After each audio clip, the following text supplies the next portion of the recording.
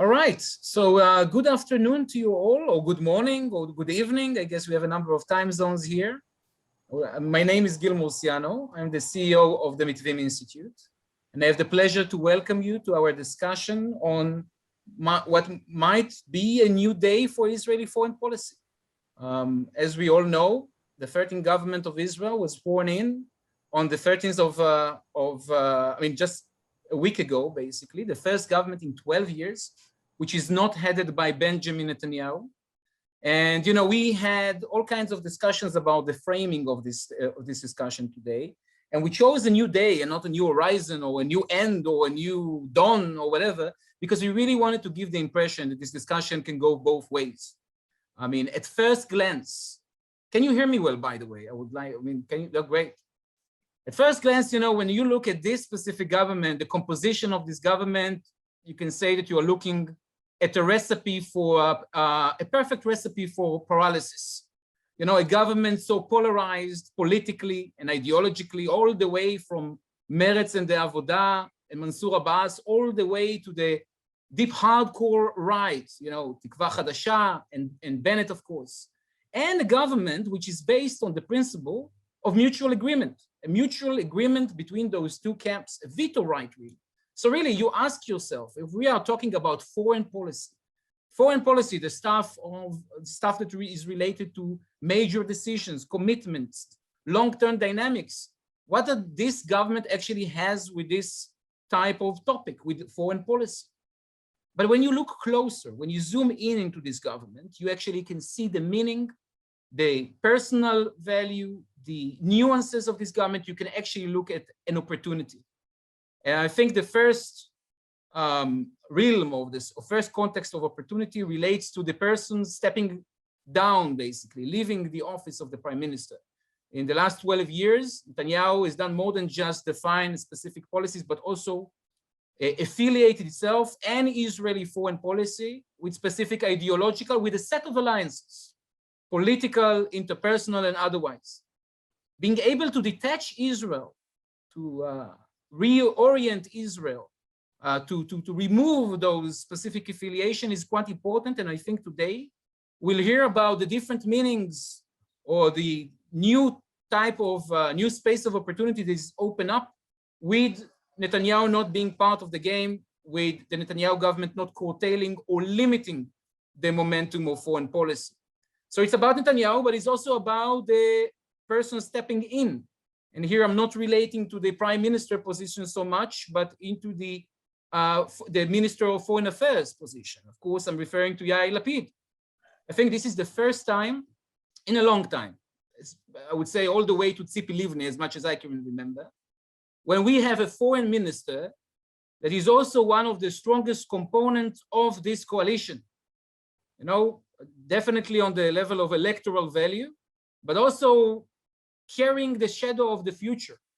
It's supposed to become the next prime minister of Israel in 2 years, if everything goes according to plan in Israeli politics, as is, you know, always the case. But we are referring to a foreign minister that actually has the political capital and the capacity to influence, the capacity to turn the foreign ministry from an entity that implements into the office that shapes Israeli policy, as we are already seen in the framework of the new government. But it's not just a question of capacity. It's not just a question of political capital. It's also a question of commitment. We at Mitvim had the chance to view from basically the first row seat into Lapid's own statements about his commitment to take a proactive or to implement a proactive Israeli foreign policy, starting with reinitiating or rebuilding the capacity of Israel's Ministry of Foreign Affairs as the body leading Israeli foreign policy. And I think we've seen this commitment, or maybe the first phase of this commitment, in the last 48 hours, with Lapid's decision to approve 36 different appointments for ambassador positions, including in strategic locations such as Jordan, Cyprus, of course, the EU, Brussels, Brazil, India, and so forth. So it might be the first phase in creating a new momentum to Israeli foreign policy. But I don't think we should focus only on Lapid when we really look at the opportunity for a new day in Israeli foreign policy, because I think we are discussing an entire new apparatus, an entire new foreign affairs apparatus in Israel. Not just the Ministry for Foreign Affairs, but also ministries that are affiliated with topics related to foreign policy. All of them, for the first time as I can remember, are manned or are held by politicians and members of the Israeli left and center. So we are also referring to the Ministry of Environmental Protection, for that matter, by Tamar Zandberg from Meretz.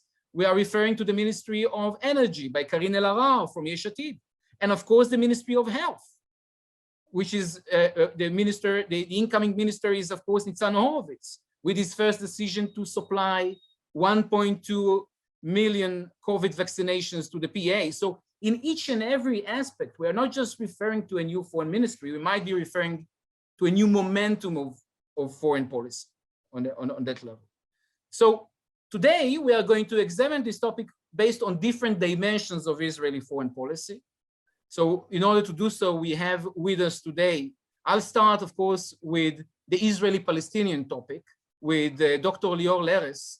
I'm choosing Lior to start the discussion for two main reasons. First of all, because it's geographically the closest to Israel, dealing with the Israeli-Palestinian issue. Lior is the director of our program on Israeli-Palestinian peacemaking. And I think it's also a great opportunity to balance my wild optimism with some, harsh truths. And I always suspect that Lior can bring us back into the ground with also dealing with the challenges and not just with the opportunities of the situation. So we start with Lior. Then we'll move to Ksenia Svetlova, the director of our program on Israel-Middle East relations. And I think Ksenia brings a very fresh perspective, new perspective on the topic, because part of being a leading expert on regional affairs, she's also a former member of the Knesset, so a little bit about those considerations, political considerations and issues of feasibility regarding those changes in Israeli foreign policy, those potential changes.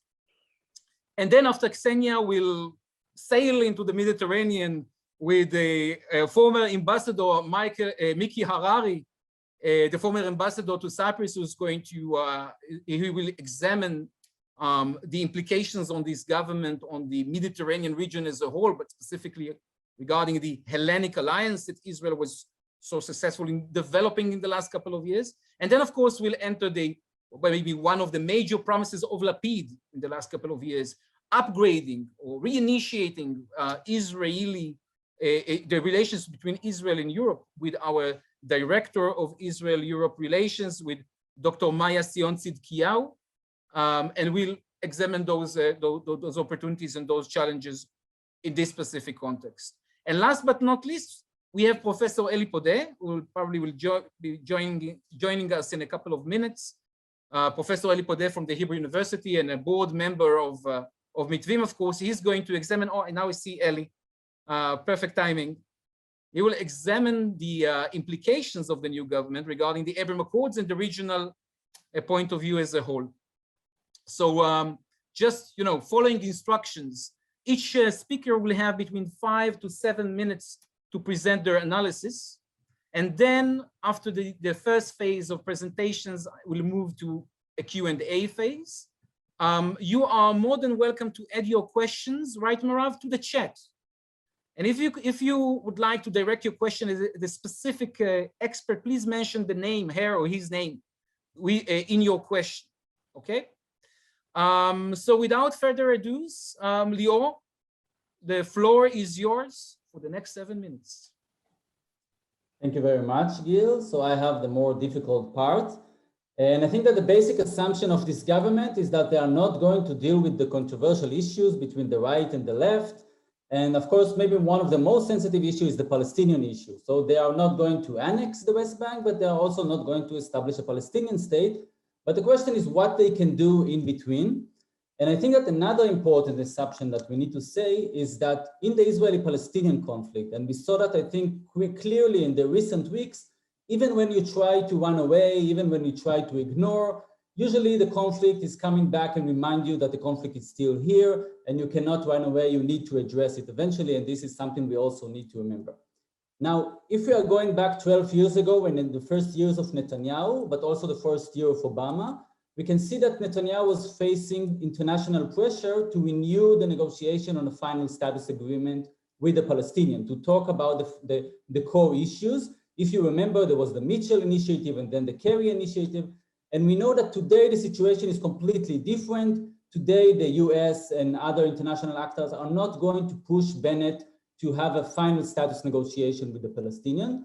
But at the same time, we can expect clashes between the new government and the US and the EU and other international actors on the Israeli action on the ground. And here I think that especially the unilateral, what we call the unilateral actions, of course, the settlement is going to be a critical issue, especially strategic projects like Ma'ale Adumim, E1 project between Jerusalem and Ma'ale Adumim, like Givat HaMatos. And I'm not talking about the long term. Already in recent day, we can see this illegal outpost of Yatar that is building in the West Bank. It's already creating a tool that the opposition is using, and it can be also another source of friction and tension with the US and other actors.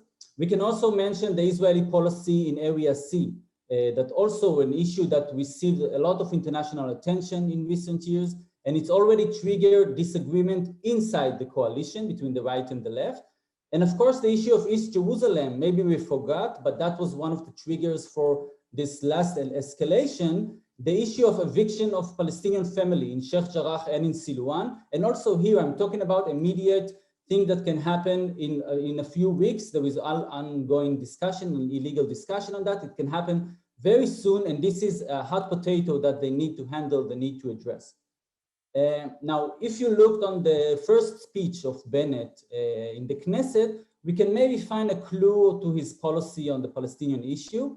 When on the one, beside his statement about fighting terrorism, he also mentioned economic incentives and what he called reducing the conflict.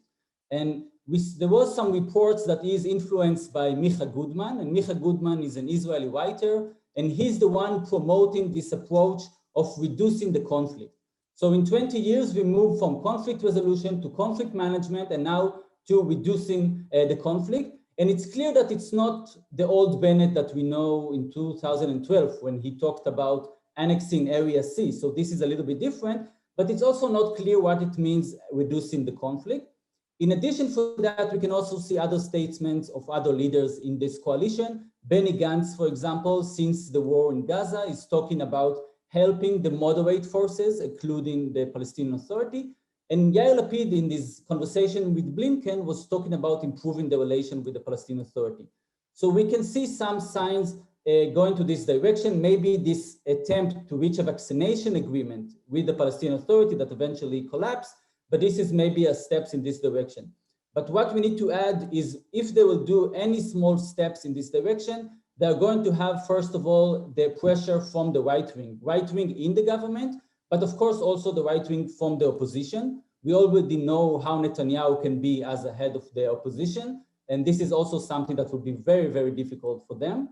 But at the same time, they're going to face also the pressure from the Palestinian, from the US, from the other international actors, that it should not be just the economic piece, what Netanyahu was talking about, and it should go further. It should be not just small steps, confident building measure, but also something that will present some kind of a political horizon for the future. So I will just end with just 2 points about the opportunities. First of all, if we are talking about the ministers from the center left inside this new government, I think that the first step they can do is to start building a channel of communication with the Palestinian counterpart, with the Palestinian Authority, especially in their field. It can be Merav Michaeli, Nitzan Horowitz, Isawi Frej. Now, it's not going to bring peace. It's not going to be the end of the occupation, but it can be a significant first steps. In the past, during Netanyahu, we saw that Kahlon, the finance minister, created a very important channel with the Palestinians. It was almost the only channel between the government, and it played an important role. And this is also something that they should do immediately in the short term. And the last word, I will say that in addition to this political change in Israel, we can see also other changes and other new actors in this field. We can see, of course, new American officials dealing with the conflict. Soon we are going to have a new ambassador, maybe a new consul, but we also have new UN envoy and new EU envoy for the conflict. So I just hope that all of these changes, all of these new actors maybe can bring some new energies and maybe fresh ideas to this very, very complicated issue. Thank you very much.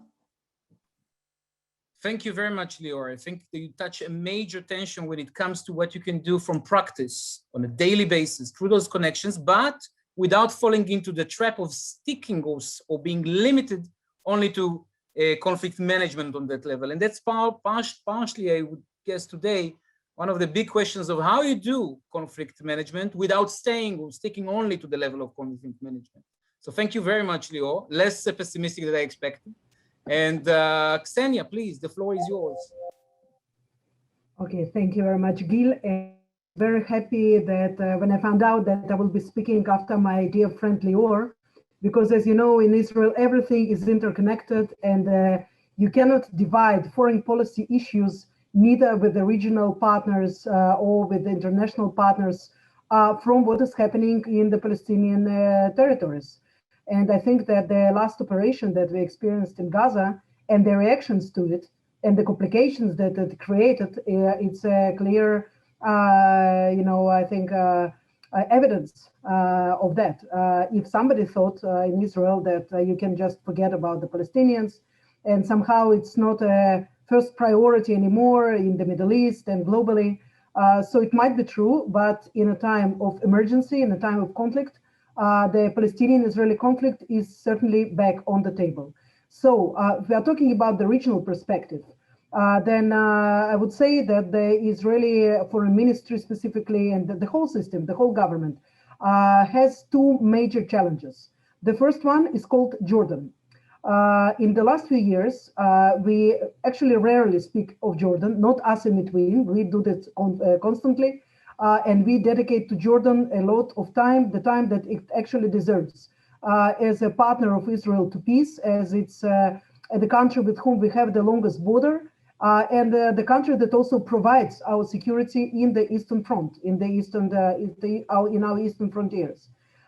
But in Israel, we saw very limited diplomatic activity in the last few years, and there were constantly more and more complications, conflicts, whether in the open, whether it's due to the situation in the Palestinian territories, or simply because of the misunderstanding between the parts. I would also say that it seemed, and I'm not referring to anything that was published by the Washington Post, because it's a separate issue, but regardless of this publication, we felt, and the Jordanians felt during the last few years, that they were put aside. They were disregarded, they were disrespected perhaps, they were not part of the Abraham agreements. There was no attempt to include them in the wider system of regional liaisons and the regional connections that US and Israel were promoting. And in the end of the day, the deterioration in Jordan serves no one, not the Jordanians, not the Palestinians, and certainly not the Israelis. So it would be the first goal, I think, of the Minister of Foreign Affairs and all of the respective ministers, because everybody plays a role. Yes, environment, of course, water. Yes, energy. Israel needs to think from afresh its Jordanian policy and to start from scratch, basically. To start from the place that Israel had started once in 1994. When there were rosy dreams and illusions about, how the relations will develop. It did not bring the fruit that it was supposed to bring. Certainly not to the Jordanians. It did bring fruit to Israel. We enjoyed this fruit in the form of constant security that we experience in our eastern border, which is, I believe, one of the most important components right now of our national security. Because if you can just imagine for a second, what will happen if the Eastern Front, if the Eastern frontier will not be safe anymore? God knows how Israel will be able to cope and protect 336 kilometers of joint border with Jordan. Okay, so we in Mitvim suggested that there will be direct communication that will be established between the prime ministers as soon as possible. We know that also Lapid already is doing some steps in this direction to also to reconnect with the Ministry of Foreign Affairs. By the way, the prior Minister of Foreign Affairs, Gabi Ashkenazi, did very consistent and steady work on improving the relations, which was very difficult, of course, because the Prime Minister, it seemed that he was not very much interested in improving the bilateral relations. So first of all, Jordan. And the second, it's of course, I will use 2 minutes to talk about Egypt, which is not less important than Jordan. It was equally important. It's also a senior partner in this relationship between Israel in the Arab world, the largest Arab country, and also the only country that is not Turkey, not Russia, not any other partner, not any other country, was not able, and in my assumption, will not be able also to do what Egypt is doing today in order to help Israel stop the hostilities, to break the circle, and to stabilize, at least for a short while, because long-term stabilization does not depend on Egypt. It depends, first of all, and Israel, but it's the only facilitator that Israel, the last few weeks, regarding what is happening with the Hamas. There is more pressure on behalf of Cairo right now for Israel to become a part of the coordinated negotiation in Cairo. There is more pressure also on other issues that are related to more humanitarian gestures towards the Hamas and so on. And it seems that the Egyptians appreciate, they see the following what is happening in the Palestinian Autonomy, they see the weakness of Abu Mazen, and they are trying very hard right now to maintain their relations with the one Palestinian partner, which is not an easy partner for them at all, but it's an element that is right now in control, at least of one part of the Palestinian Authority. The other role is, of course, to squeeze out Qatar. Okay, so these are two goals that Egypt right now is pursuing. So I would just say one word about the importance of the developing the civilian ties between Israel and Egypt. For now over than 40 years, Israel was not able to fulfill this dream of true peace. The peace remained cold. We all know how it looks like. It's maintained by the men in uniform. And this is the relation that is actually much easier for Egyptians to maintain. It doesn't mean, however, that Israel should not try to push harder in order to make the relations a little bit warmer. Of course, there is a direct connection to the situation, Palestinian autonomy and Palestinian territories. If there will be some flare-up, if there will be some continuation of conflict, if Jerusalem will burn, nothing of this, of course, will happen. I will use the last minute that I have in order to talk about the Abraham Accords and the continuation of expanding the circle of peace and normal relations between Israel and the Arab countries. Now that after the flare-up in Gaza, it will be very hard to join to the existing relations that Israel is already handling some more countries. And right now, I believe that Israel should also focus on doing the utmost in order to expand the continuing relations, to continue their developments, because we do see that at least in some of the countries, there is a stalemate. There is perhaps some kind of caution, because everybody understands that the situation in Gaza is not stable. The operation that lasted for 11 days, it's not finished. The situation is very, very troubling and unstable. And it, of course, has its effect on what is happening in relations between Israel and Morocco, for example, Israel and Sudan.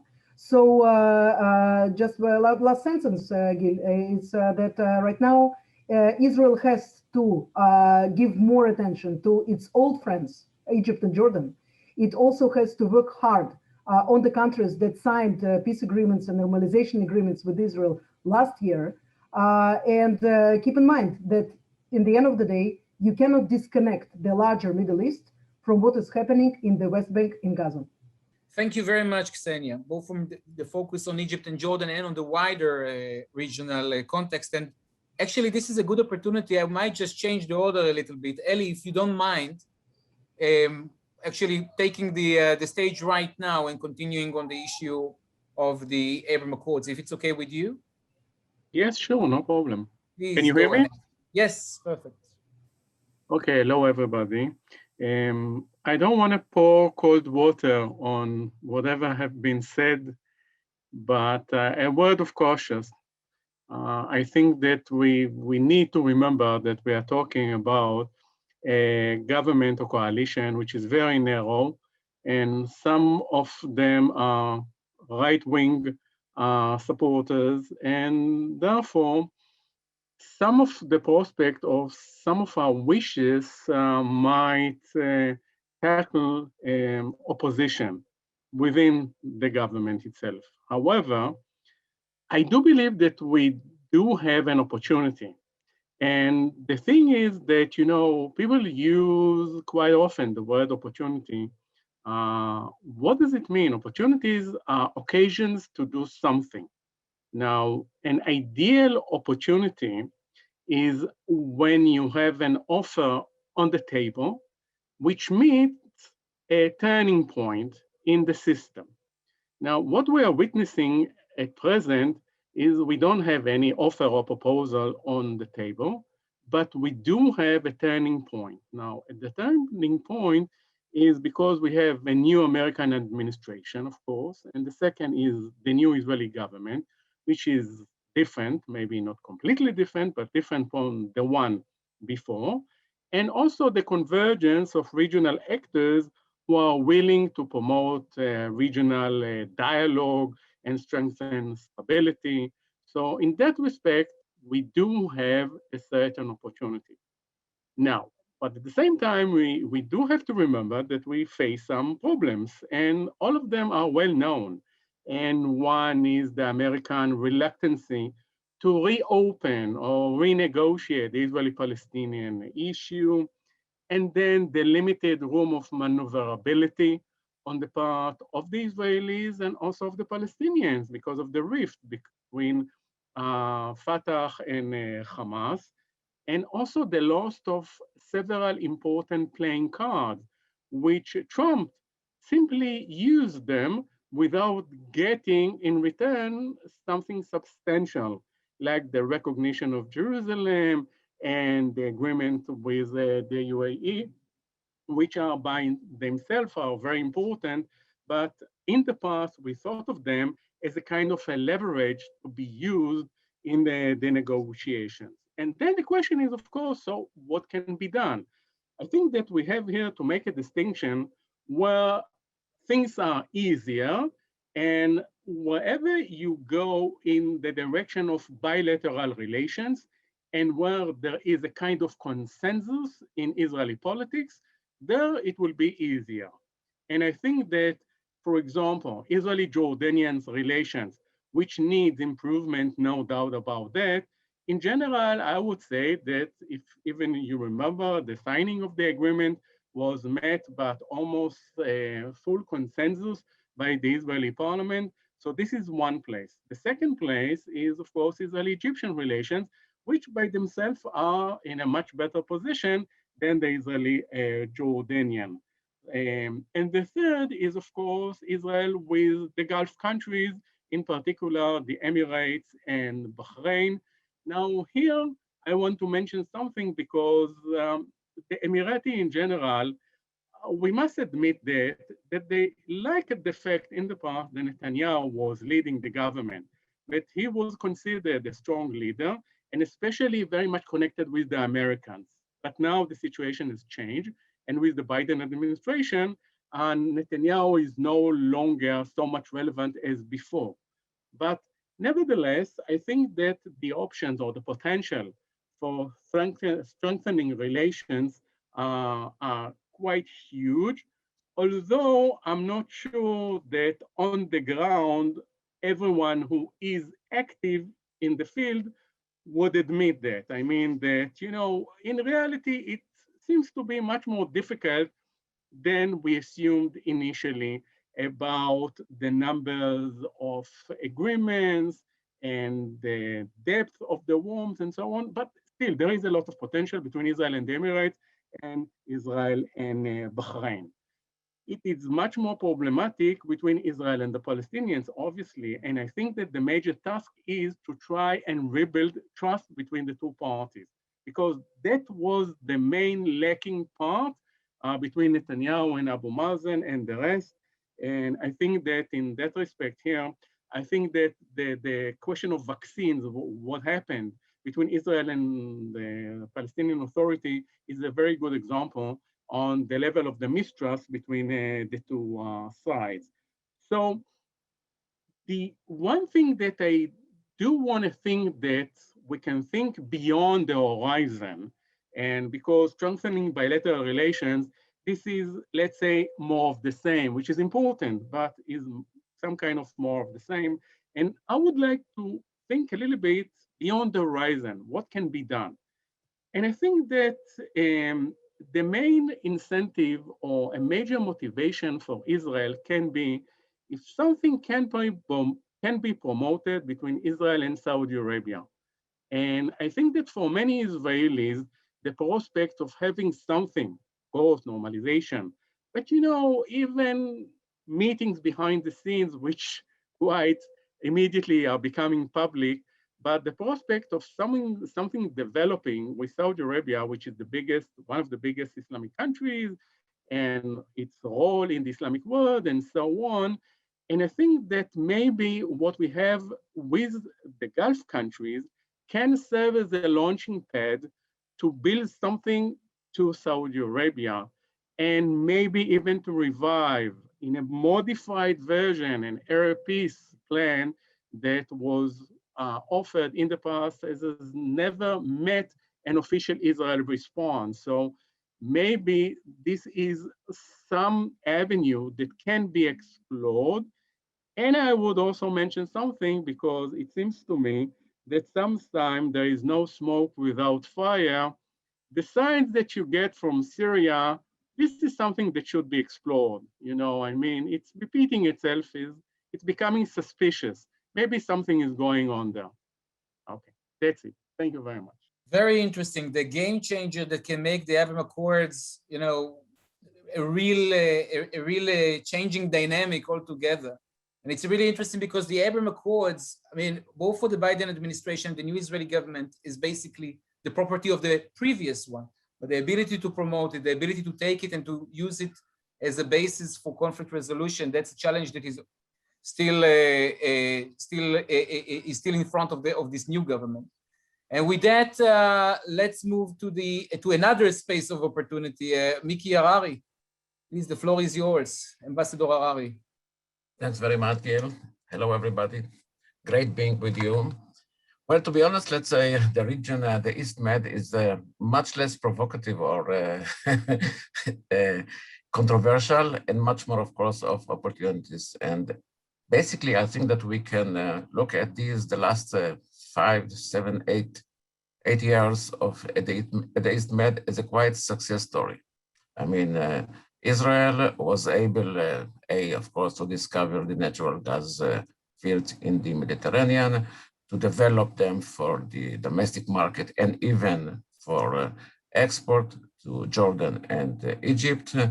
Israel was able in the recent years, let's say, to develop very, very close relations with quite a lot of actors in the region, like Cyprus, Greece, Egypt, of course, and even build some kind of, I would say, architecture, regional architecture in the region. The triangles between Israel, Cyprus, and Greece, which was followed as well by the Egyptians, and of course, the most important one, let's say, the Regional Gas Forum, with 7 members and observers, etc., etc. I think that from this point of view, let's say, we can very much emphasize that the East Med, from the Israeli perspective, is a real success story. Now, the main questions is, where do we go from here? And here I think there are, I listed 3 or 4 challenges, or maybe not by necessity opportunities, but challenges, or I would say some of them are more tricky, some of them are quite positive one. The first one is, where does it go, this regional cooperation? Again, in the region, vis-a-vis the East Med, let's say, we do witness now a new architecture. But how do we take it from here? How much this regional gas forum, which is based in Cairo, with quite an, I would say, Egyptian leading role, will it be developed towards cooperation in energy, economy, or even may have a more political role? Do we want more political role for this organization? On the one hand, I suppose we should take advantage of this regional architecture, regional cooperation, regional more confidence, let's say, with so many actors to the next level. On the other hand, what kind of next level? I think the next point is, of course, the real challenge, or is Turkey. Turkey always is a challenge. What Turkey is doing in the last year or two is, I think, trying to go out from its isolation and sending, let's say, quite an assertive messages to everyone that, hey guys, you cannot ignore me. Where it might go. I mean, for the time being, there was, of course, tension between Greece and Turkey in the Mediterranean. Nowadays, there are talks between Athens and Ankara. We do witness the Libyan-Turkish maritime agreement, which basically, I think it was one more message to the region that I'm here, you cannot exclude me. And this is one more card, I would say, to negotiate with the many relevant actors, mainly, I suppose, Washington. How much we will be able to contain, I would say, the Turkish angle. And to be honest, Turkish-Israeli relations, so I think that both sides are not very much enthusiastic, let's say, to divert some kind of energy there. I mean, it seems that both sides do feel quite comfortable here. I mean, it's a pity, of course, because I believe that there is a necessity always to have much better dialogue. And I think what Israel tried to do in the last 10 years is just not to implement zero-sum game, although it is very much convenient, let's say, to develop these relations when Turkey of Erdogan, with his agenda, et cetera, is out of it. But this is a real challenge. A real challenge not only for Israel, but for the region as a whole. Number 3, I think, is Lebanon. We do have a dispute with Lebanon concerning our maritime border.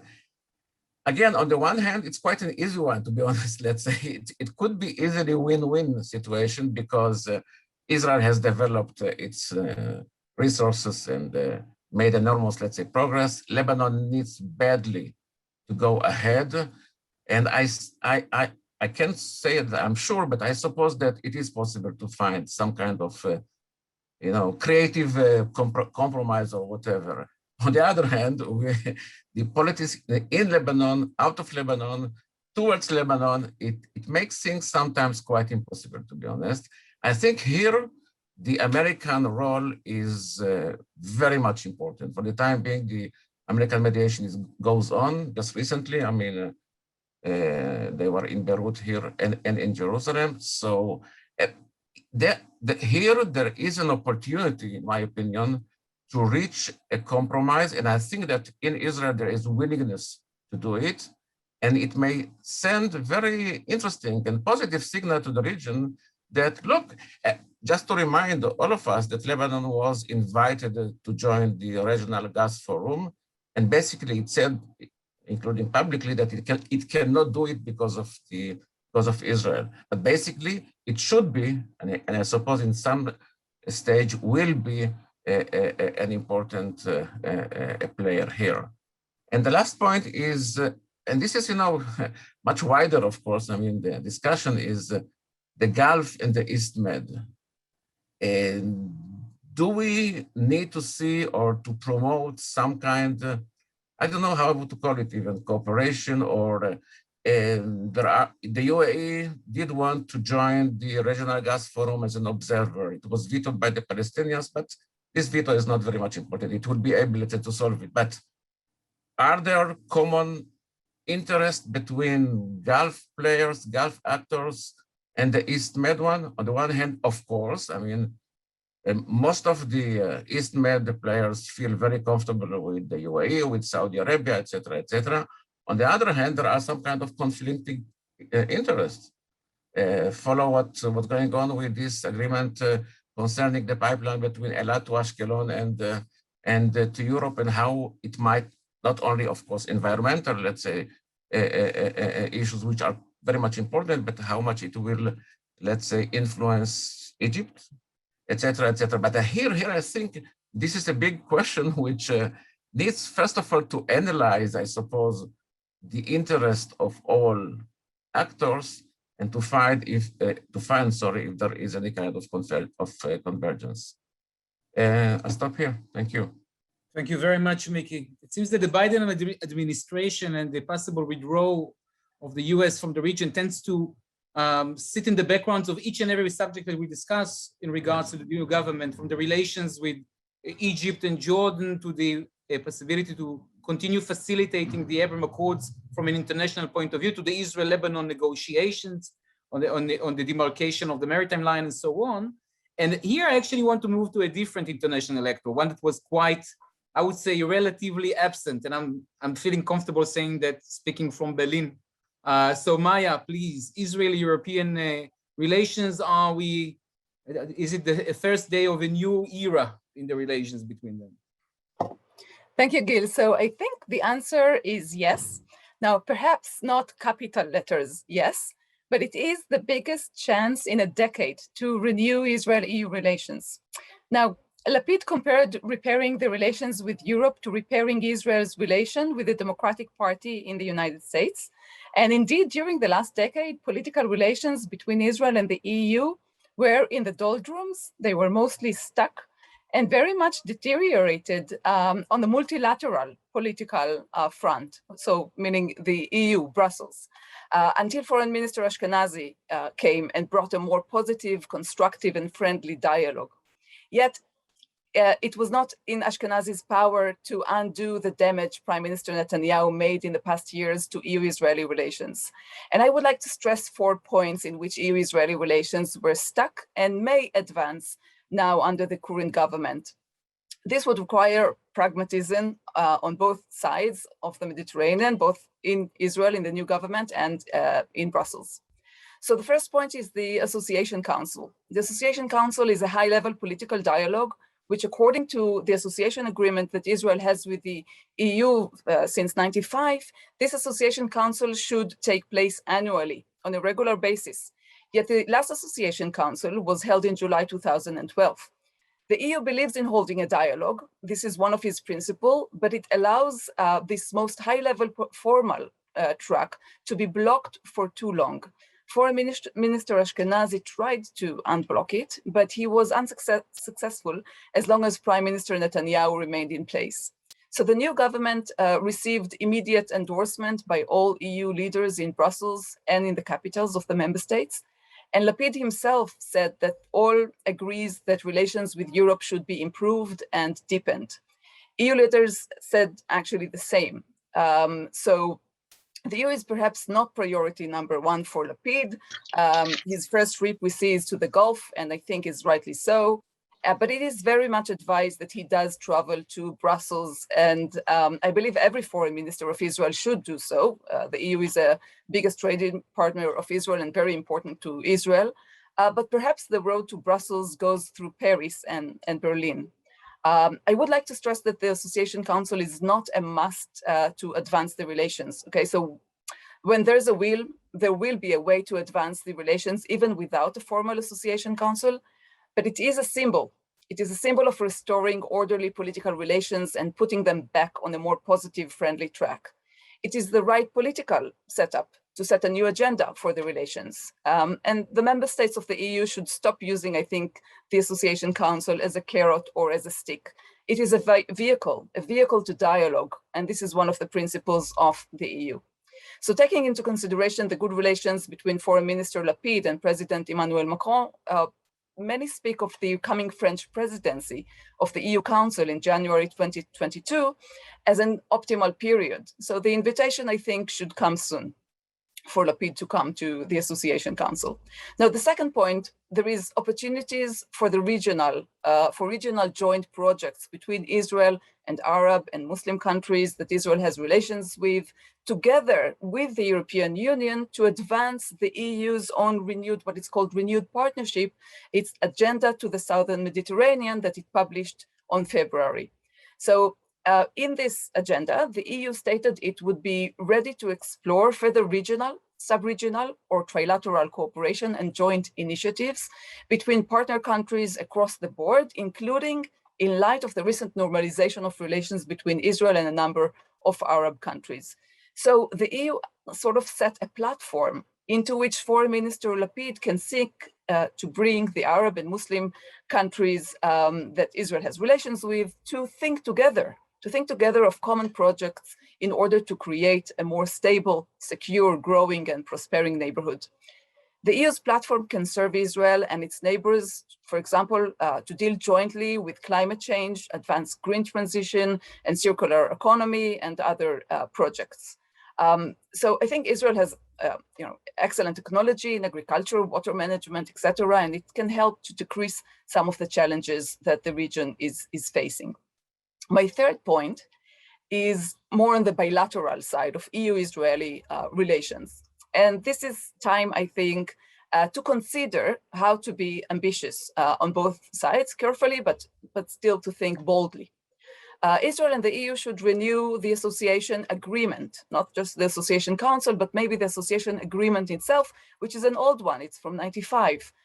We should, I think, start negotiating a deep and comprehensive free trade area. That's the new kind of agreements that the EU is signing recently, and it signed them with Ukraine, with Georgia, and Canada has done so also with the CETA agreement, and Morocco and Tunisia are having negotiations on such an agreement. So Israel is a member of the OECD. 70% of our economy are, for example, services. As I've mentioned, the EU is the biggest trading partner of Israel. So I think the association agreement should either include a chapter, for example, on services, or we should negotiate a deep and comprehensive free trade agreement that would replace the association agreement. Israel is on its way to enter Horizon Europe, Erasmus Plus, within the new multi-financial framework of the EU. I think it should renegotiate entering into Creative Europe, which is another program, and consider many other EU programs to enter, despite the territorial clause in them.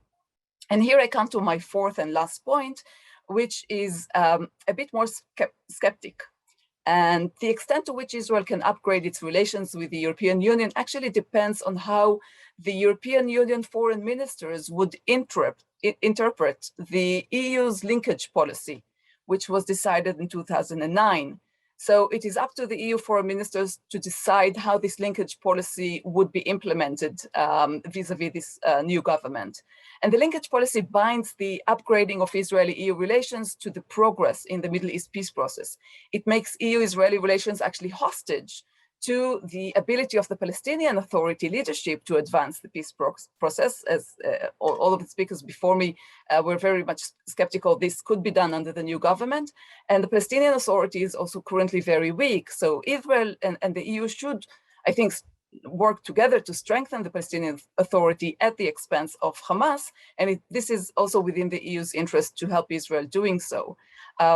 In Israel itself, no one expects, as I said, this government to be able to advance the Middle East peace process to a grand extent, but the government can take concrete steps to improve the lives of Palestinians, and then this can enhance the also EU-Israeli relations.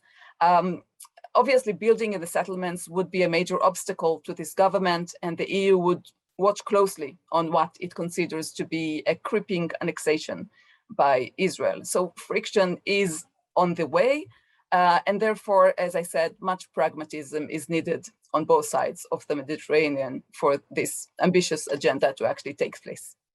Thank you, Gil. Very interesting, between Israeli limitations on the level of policy and European expectations, basically, from this government. I think the interpersonal is quite interesting here when we speak about Lapid and his own connections to the Elysee, to Macron, in combination, as you mentioned, with the new role that France is going to play as the new presidency, basically the new president of the EU in 2022. So it's going to be very interesting to see if that maybe be part of this new heritage that Lapid is trying to build, or his own statecraft, or his own image as a foreign minister. Quite interesting. I mean, I welcome you to add questions to the. I mean, at the moment I don't see any questions in the. It might be just because. Oh, wait a second. Maybe it's because my definition. No. Okay. So let's take another couple of 10 or 20 seconds to allow you to think about a couple of questions on that level. Okay, so I see a question first of all from, okay, let's start with Ofer.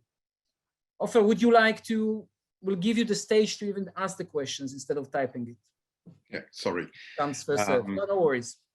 So thank you very much for this fascinating presentation.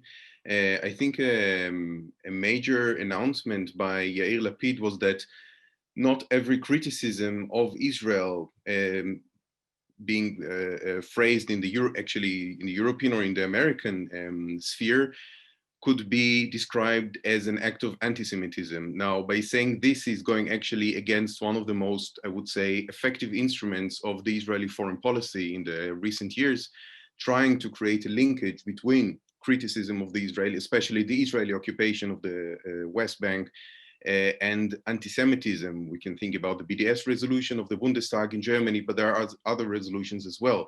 Does this mean a new chapter for the Israeli foreign policy, trying maybe to seek for new connections with NGOs of the civil society in Europe, in the United States? Are we witnessing a shift now in Israeli policy in this direction? Thank you. Thank you very much, Ofer. I have two more questions which I would like to quote. First of all, by Ro'i. Ro'i is asking what can or should be done regarding Gaza, by the way. Both, I mean, I guess you're directing the questions to both Lior and maybe also Maya, or it's just, this is more directed toward, well, it's, Lior can answer this, and then if you have more, if you have more references to the, or more comments, you can actually do. Okay, and Ksenia would, okay, absolutely. And then we have another question, we'll connect another one, and then we'll do a round of answers. Yes, Victoria is asking, does the PA have any real credibility with Palestinians? This is a question that's more directed to Lior. And the situation of the PA following the recent round of escalation and the cancellations, of course, of the elections, what kind of PA does the new Israeli government is going to basically face in its attempts? Or so let's maybe start with those three. Let's start maybe with Rui's question. Let's start with Ofer's question, and then we can move to Rui and to Victoria's questions. So Ofer, your question was directed, just remind me, I mean, specifically to Maya? Or? I think that would be first and foremost for Maya, yes. Okay. Okay, so thank you, Ofer, for the question. I find it also inspiring that Lapid was referring to this point. And I think that Israeli foreign policy should, in some ways, go back to what it was a decade beforehand and not instrumentalize the Shoah or anti-Semitism in Europe into the foreign policy sphere and try to differentiate between the two. I think the Jewish communities in Europe would appreciate that. And I think also leaders in Europe will appreciate that. Now, anti-Semitism is a serious problem all across the Western world, and it should be dealt with. And I do see the European Union and the member states taking steps to fight anti-Semitism. So this is, of course, something that Israel watches and keeps an eye on, and we should encourage that and help them do that. And I think that as much as the Israeli government would lower this use, instrumentalize this use of anti-Semitism as anti-Zionism, I think we should use better definitions, perhaps. And maybe the era definitions, to those of you who knows that, is perhaps not the best definition that the Israeli government should adhere to. So perhaps we should think of it again. But that's definitely something, again, that Israel should address, but more carefully and less in a populist way.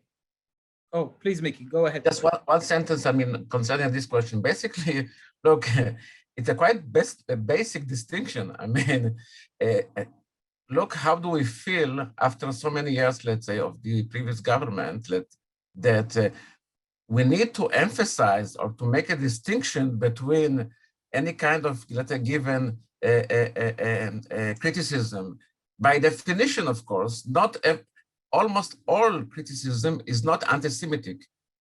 Now, the fact that in the recent years, this, let's say, distinction vanished, this is the, I would say, quite negative, very negative, let's say, implementation of the situation. And now, I mean, we take, in a way, quite, let's say, anticipated statement by Lapid or whoever as a kind of, wow, imagine, let's say, the effect of the last few years. This is, I think, in my opinion, maybe one of the most striking, I don't know, elements of the atmosphere or whatever. This is basically foreign policy. I mean, if you are not able to criticize, you do not have dialogue, and et cetera, et cetera, et cetera. Actually, that's a super interesting question, because when you think about Lapid and Bennett, if you can relate to any kind of foreign activity they had beforehand, foreign policy activity, it was mainly about delegitimization. It was mainly about the image issue.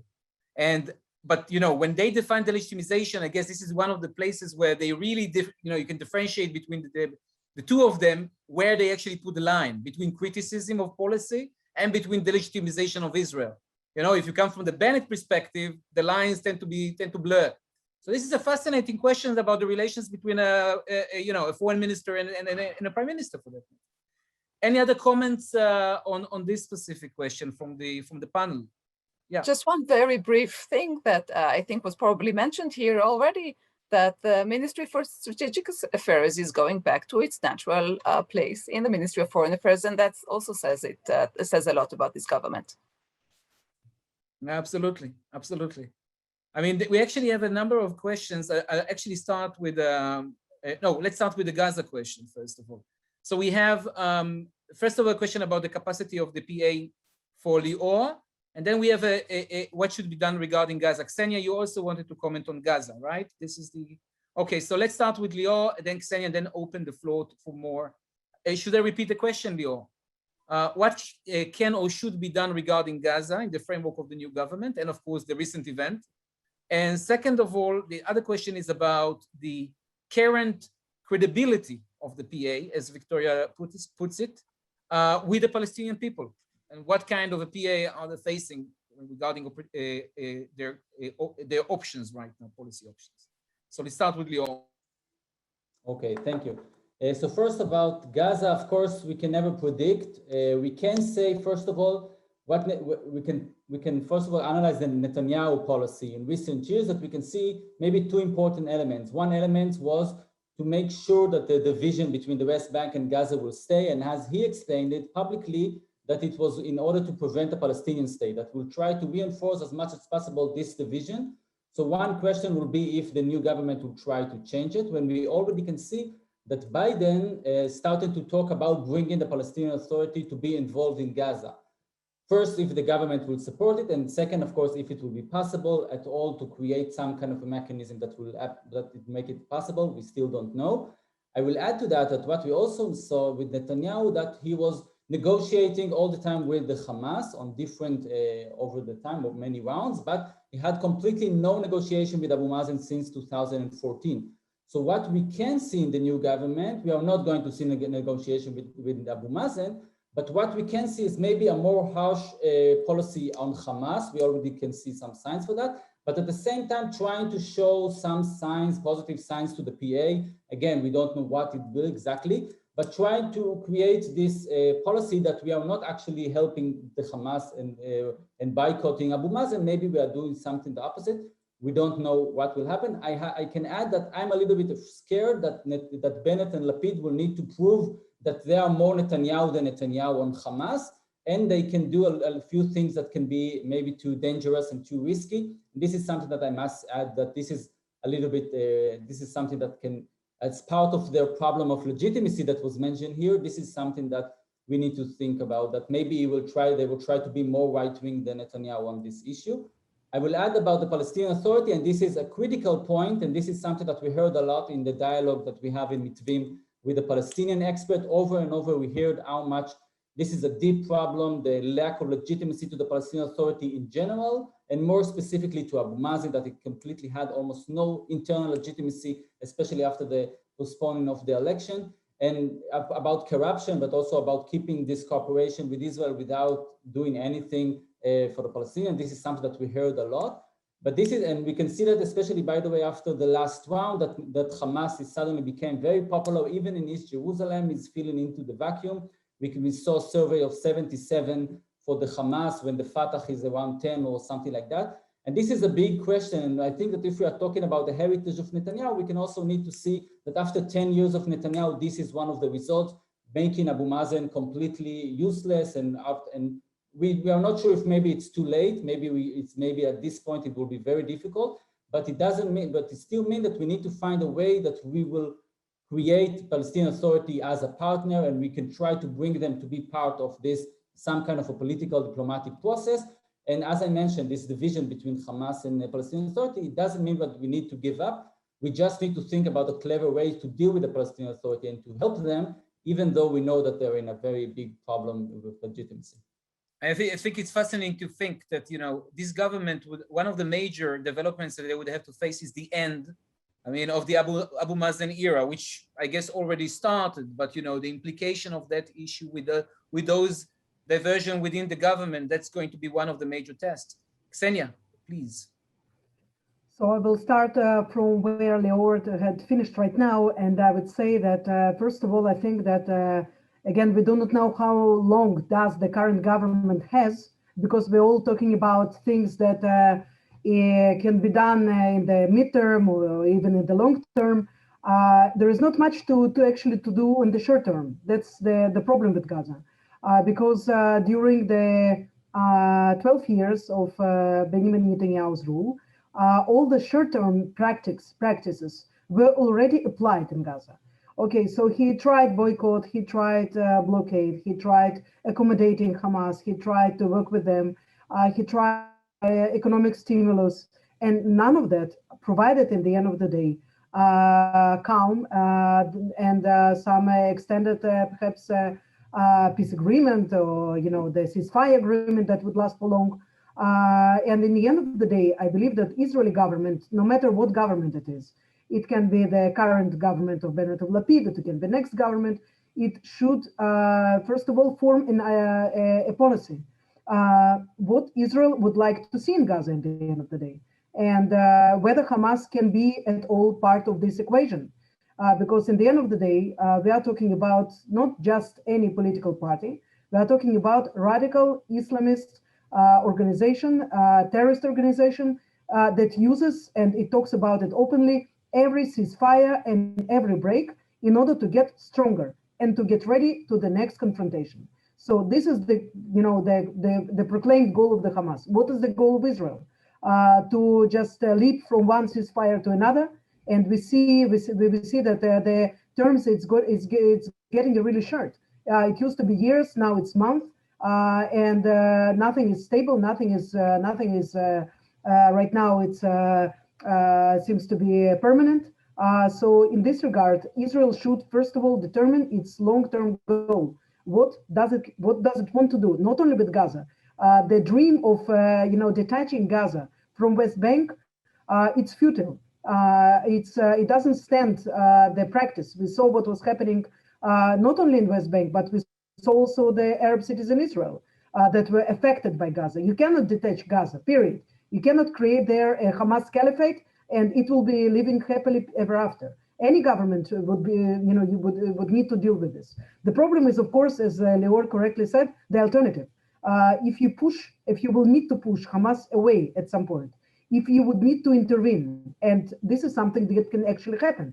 Israelis do not like to discuss it very much. Nobody wants to go back to Gaza. Even the right-wingers don't want to get back to Gaza. But what will you do? If there will be in the end of the day, no reasonable solution, even for the short term, there will be no peace and quiet in the southern border.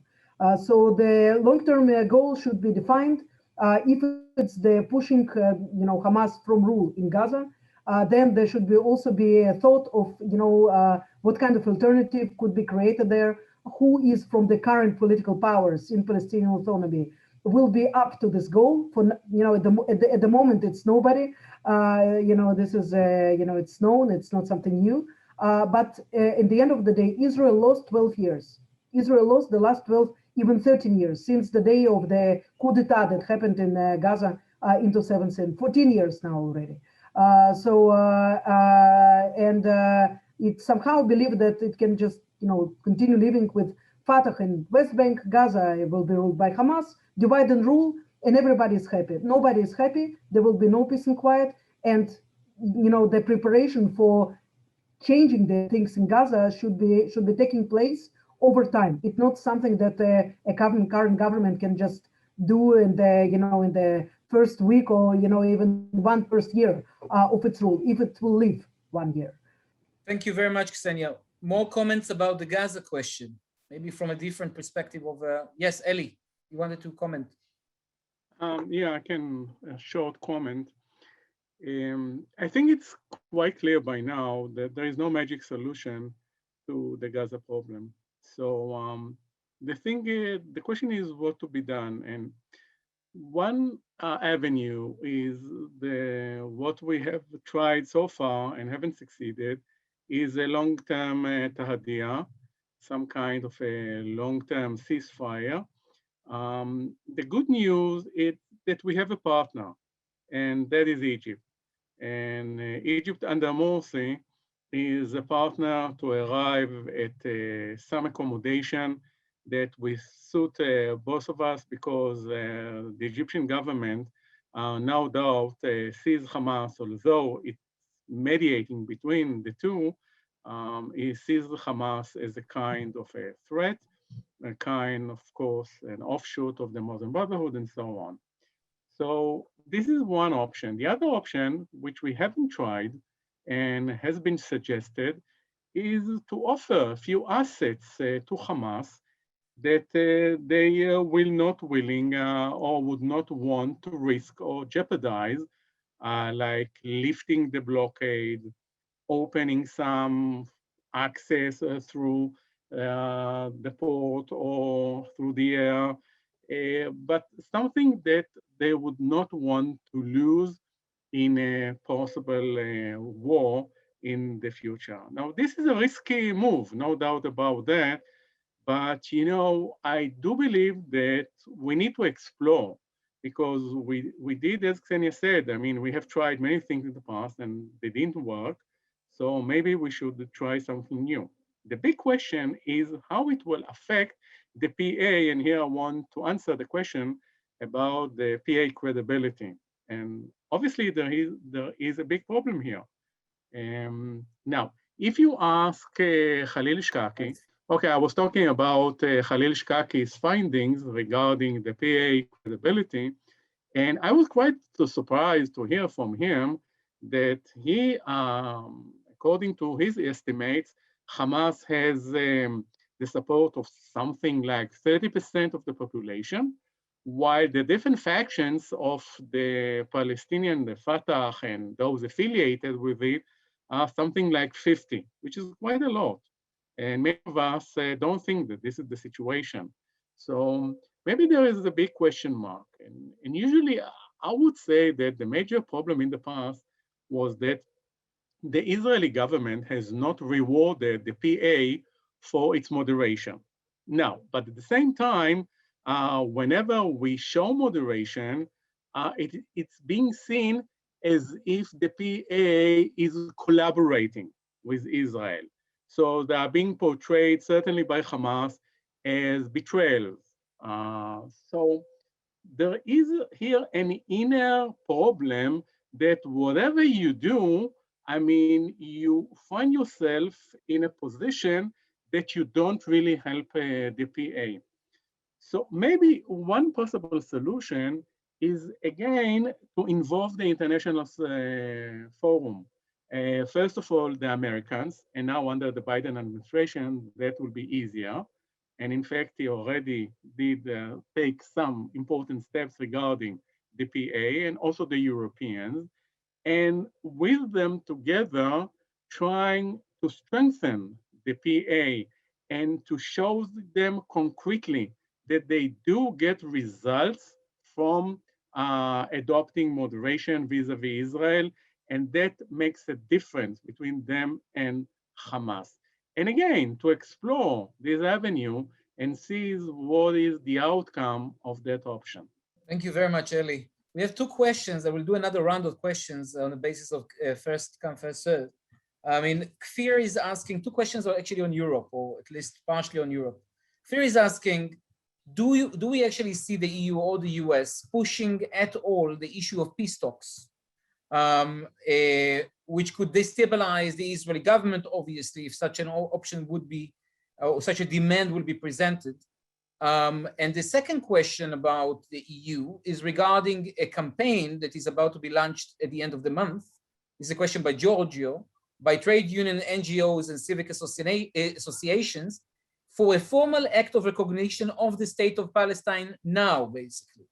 So how should the Israeli government react, of course, based on previous responses to similar acts? Those are the two questions about Europe. And then we have a third one, if you will, by Peter Jones. And this is actually a discussion, this is a very interesting question about Israeli public opinion. And Peter is actually asking, there's a general assumption that the Israeli public opinion will not permit this Israeli government to try and make progress with the Palestinians. Is this necessarily true?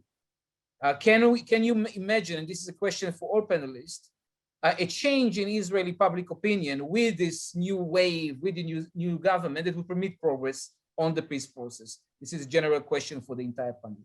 So I suggest maybe we start with the European question with Maya, and then we can deal with the Israeli public opinion, whether it's changed or stayed the same. Maya, would you like to go first? Yeah, sure. Thank you. So to Kfir's question, what would happen if the EU pushes Israel to reignite the Middle East peace process?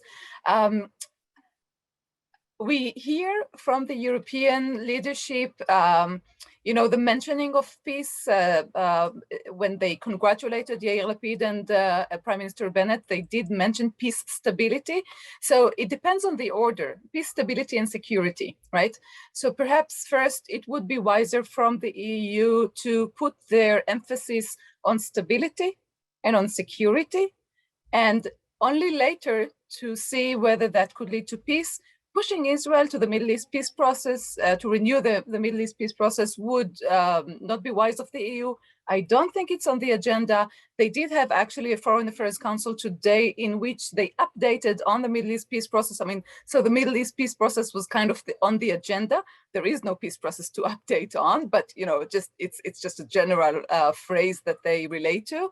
And I think it will take a month or two to do this informal talks or formal talks with the foreign minister and the prime minister of Israel until I think better conclusion would be reached. So it would be a folly from the EU to push very hard for the Middle East peace process.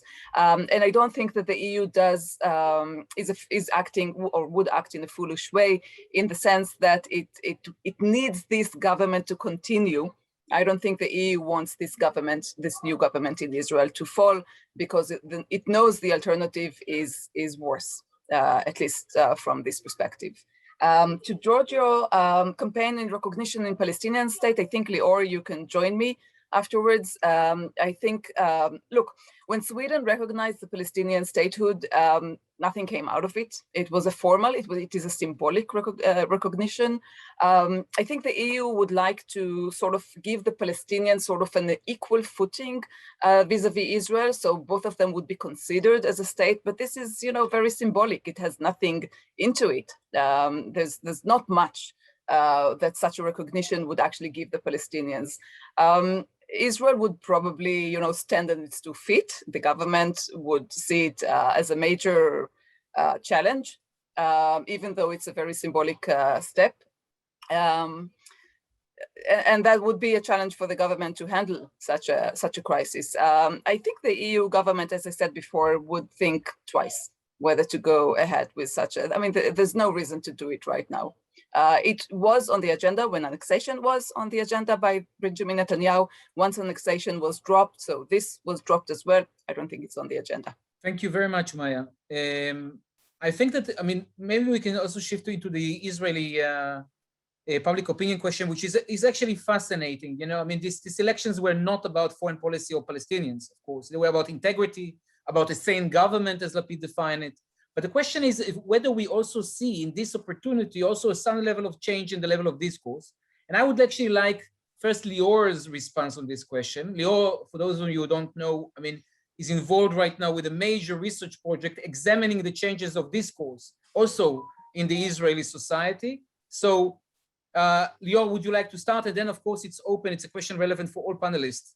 Thank you, Gil. Maybe just 2 points. First of all, what we can see in recent years is that the Israeli-Palestinian issue, the Israeli-Palestinian peace process, it became a non-issue in the Israeli political discourse. So we can say that it went maybe more to the right, but in general, it just became a non-issue. So it's not, as Gil mentioned, it's not part of the election campaign. It's not, and part of this agreement that we are not going to deal with the Palestinian issue because we had this many years that this is not a major issue over the years. If you are looking on Yair Lapid and Netanyahu and who is before that the head of the opposition, it's usually in Bougie Herzog. We can't see a very major differences on them on the Palestinian issue. Over the years, it became almost a non-issue, especially with the Yair Lapid, that they can say we can do some improvement, but not as it used to be in the 90s. So I think that this is one thing. And the second thing, I think that after saying that, the public opinion is very pragmatic. I think that if there will be a strong leader, and of course we saw that over the years, we saw that with Begin, we saw that with Sharon, we saw that with Rabin, even by the way, the negotiation with Hamas 10 years ago, thinking about negotiation with Hamas that consider like talking with Osama bin Laden, and today it's clear that we are negotiating with Hamas. So I think the public opinion is very pragmatic if you have a strong leader. If Netanyahu will bring an agreement with the Palestinian, two-state solution, dividing Jerusalem, I'm quite sure, and we can see many polls, 60–70% will support that. And until today, we can see more than 50 support a two-state solution. The problem with this specific government is that they have a problem of legitimacy. So Bennett is not a strong leader. Bennett will try to prove to his right-wing base that he's not going to the left. So there is a little bit problem here that we don't have the strong leadership that will be able to do something that is magnificent as maybe Sharon did or Rabin did or Begin, of course. So, but it's important to remember that the public opinion can be very pragmatic on this issue. Okay, following what Lior said, I think the first point we should take in consideration that for so many years there was no any peace process, no political dialogue between Israel and the PA. So the public opinion is A, skeptic, B, there is no confidence, I would say. Now, this was a very clear policy of the previous Israeli government. There was a policy not to enable, let's say, any kind of substantial negotiation vis-a-vis the Israeli-Palestinian conflict. Number two, I do agree with Lior that I'm not sure how much the Israeli public opinion is very pragmatic, but the obstacle is not the public opinion, the obstacle is the government. I mean, with all respect, let's say, to the new prime minister, basically Bennett is not a great believer with the two-state vision, isn't it? I mean, I'm not sure how much Lapid is very much enthusiastic about peace process, although there is, of course, a difference between Yesh Atid and other parties. So the obstacle is not the public opinion, but the government. So from this point of view, I do agree with Lior that if the government will decide to do A or B, the public opinion will give it a chance, although it takes time, let's say, to leave this skepticism and totally lack of confidence. Last point is that in order to overcome this unpleasant situation, I think we should, let's say, in a way, go back to the basic, just to initiate political dialogue with the PA. That's all, without any kind of targets, peace plans, whatever. Just imagine Prime Minister Bennett meets Abu Mazen let's say, for the first time, just for the sake of knowing each other, okay? Just for the sake of vaccination, okay? Just whatever, not only the Minister of Health or the Minister of Economy, but Prime Minister Bennett, Foreign Minister Lapid. That's all. After 2 or 3 minutes, in my humble opinion, the public opinion, let's say, will get used in a way to this image, okay? And then, well, we'll see. I don't know. Not more than that for the time being. Thank you. More comments on the issue of public opinion? Elie? I think that we need a shift in the public discourse. I think that what is missing, and I refer all of you to the recent book by Daniel Bartal. He's a psychologist, and he's talking about what happened in Israeli society during the last 2 decades. The return of the old narrative, and the narrative that Netanyahu and the right wing in general is using, which is a narrative of hatred, a narrative in which the Jewish nation is in the middle, of course, and the fact that there is no partner and so on. And this is a complete opposite from the narrative that existed in the 90s during the Oslo years, when it seems that everything is possible. And I think that after 2 decades of these kinds of discourse, it is and it will be very difficult to change the situation on the spot. So I agree with Michael that, I mean, these small steps like meeting your possible partner can do a lot in order to improve the atmosphere and then to build some trust between the two sides, and then maybe move to the next stage of trying to talk substance. But this is something that is in complete opposite to what the Israeli society in general witnessed in the almost last 2 decades, or let's say since Olmert's offer to Abu Mazen.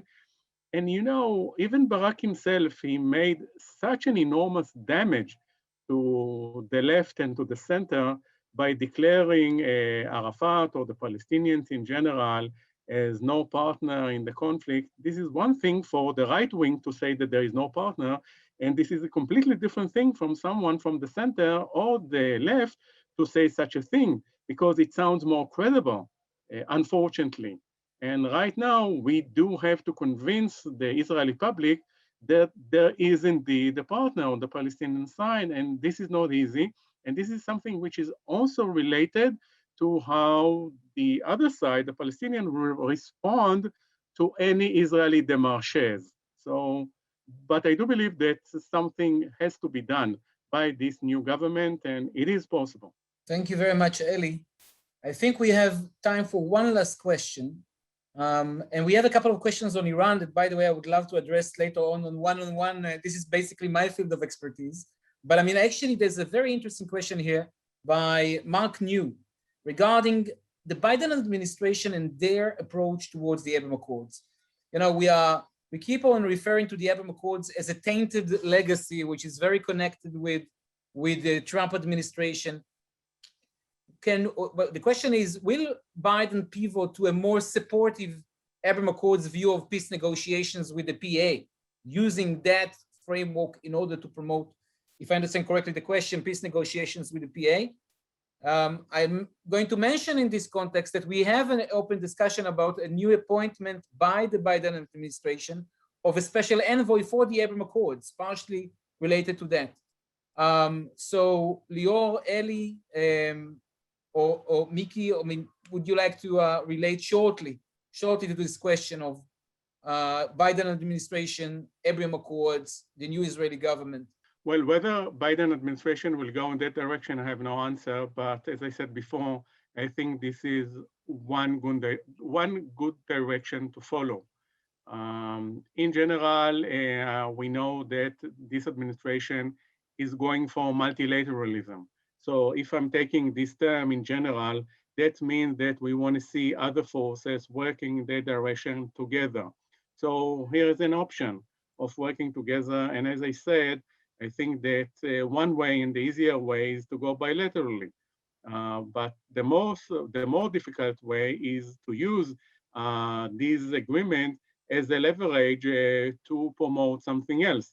And this something else, as I said before, it should be some kind of not an agreement, but some kind of coming together of Israel and Saudi Arabia, which will start with something behind the scenes, but then will come public.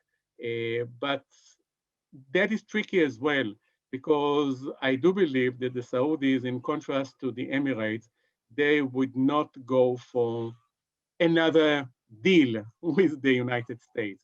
They would want to see some Israeli payment in Palestinian cards. And that is very crucial. And the big question will be whether this specific government will be willing or able to deliver on the Palestinian issue. That is an open question. Well, we keep on hearing about the new reapproachment between Saudi Arabia and Iran following, we might have lost this train, basically. We might have missed the opportunity, but who knows? The Saudis still serve as a major trump card on this issue. We are basically out of time. So first of all, I want to thank our incredible panel of experts.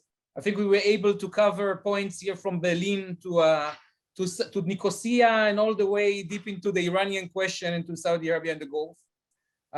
We basically examined the 5 major dimensions of Israeli foreign policy that we at Mitvim are focusing on, in our daily research activity. We are about, by the way, to publish in the next couple of weeks. This may be the first phase of a discussion, of a thinking process, a conceptual framework, detailing some of the recommendations that you heard here, but I mean, going and analyzing or defining recommendations for the government, for the different ministries.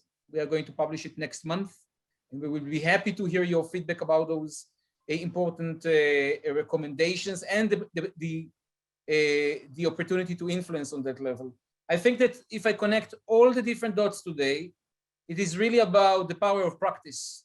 What can you do in a government that is locked down or limited on the ideological level, on the big historical decisions, but what can you do through creative, positive dynamics on the ground? I hope that the way forward is that would direct us more in the direction of opportunities than challenges at that level. I want to thank all of you for participating in this discussion, especially those from Australia who showed up in the middle of the night. And I'm looking forward for the next events. So thank you, panelists. Thank you, audience. Thank you for your questions and your participation. Have a lovely evening. Bye. Bye-bye.